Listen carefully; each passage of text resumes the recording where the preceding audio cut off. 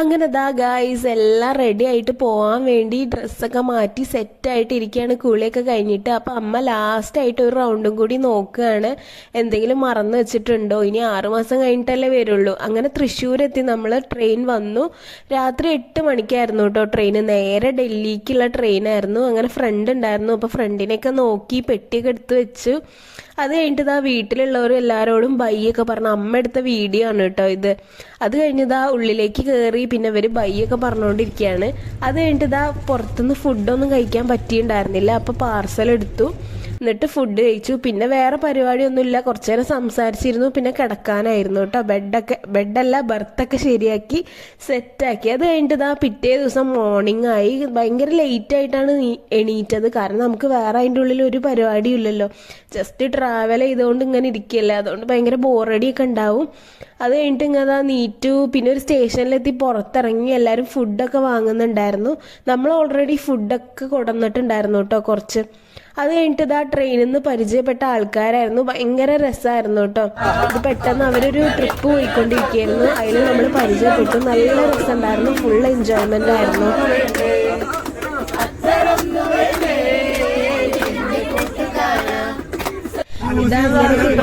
അടിപൊളിയായിട്ട് പെട്ടെന്ന് പരിചയപ്പെട്ട ആൾക്കാരാണ് കേട്ടോ. അവരൊരു സ്ട്രേഞ്ചേഴ്സ് ട്രിപ്പായിട്ടാണ് പോകുന്നത്. നമുക്ക് പെട്ടെന്ന് തന്നെ അവരായിട്ട് പെട്ടെന്ന് കമ്പനിയായി. എല്ലാവരും നല്ല കൂട്ടായിരുന്നു കേട്ടോ. ഇതൊക്കെയാണ് ഈ ട്രെയിനിലുള്ള ടൈമിന്റെ ഒരു രസം എന്ന് പറഞ്ഞാൽ. പിന്നെ അതിലൊരു കുട്ടിയുടെ ബർത്ത്ഡേ ആയിരുന്നു. അപ്പോൾ 12 മണിക്ക് ഇതേപോലെ ബ്രെഡൊക്കെ വെച്ച് സർപ്രൈസ് ഒക്കെ കൊടുത്തു. പിന്നെ ഇത് 3-ാമത്തെ ദിവസമാണ് കേട്ടോ. 3-ാമത്തെ ദിവസമൊക്കെ ആകുമ്പോഴത്തേനും ഭയങ്കര ടയേർഡായിട്ടുണ്ടായിരുന്നു. പിന്നെ അതാ നമ്മൾ കേരളം വിട്ട് കഴിഞ്ഞു. അതാണ് ഇങ്ങനെയൊക്കെ കുറച്ച് നല്ല തണുപ്പൊക്കെ വരാൻ തുടങ്ങിയിട്ടോ. അത് കഴിഞ്ഞാൽ ട്രെയിനിൽ ഇങ്ങനെ ഇരിക്കുകയാണ്. അപ്പോൾ നമ്മുടെ അവിടെ നിന്ന് ഇങ്ങനെ പോരുമ്പോഴാണ് പിന്നെ മൂഡ് ഓഫ് കൂടി വരികയാണ്. ട്രെയിനിൽ കുറേ ആൾക്കാരൊക്കെ ഇങ്ങനെ ബുക്കും അതൊക്കെ വിൽക്കാൻ വേണ്ടി വന്നു.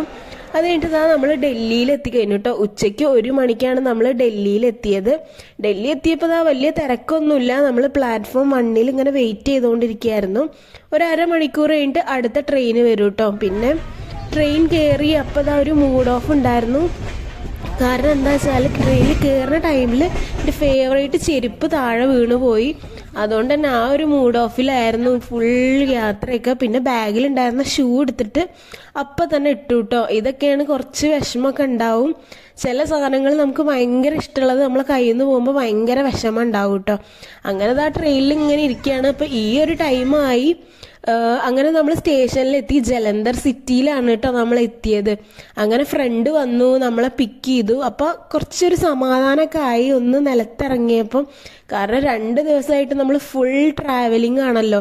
ഇതായിരുന്നു കേട്ടോ ആ റെയിൽവേ സ്റ്റേഷൻ. അങ്ങനെ ഒരു സമാധാനമൊക്കെ ഉണ്ടായിരുന്നു, ഒരു സന്തോഷം ഉണ്ടായിരുന്നു. കാരണം പ്രത്യേകിച്ച് വീട്ടിൽ നിന്ന് പോകുന്ന സന്തോഷമല്ല, എന്നാലും ആ ട്രാവൽ കഴിഞ്ഞല്ലോ എന്നുള്ളൊരു സന്തോഷമായിരുന്നു കേട്ടോ. അപ്പം ഞാൻ അങ്ങനെ പറയാണ് ഫ്രണ്ടിനോട് ഈ ലഗേജും ഇതൊക്കെ വീഡിയോ എടുക്കുകയെന്ന്. പിന്നെ ക്യാബിൽ നമ്മൾ എല്ലാ സാധനങ്ങളും കയറ്റി വെച്ചു.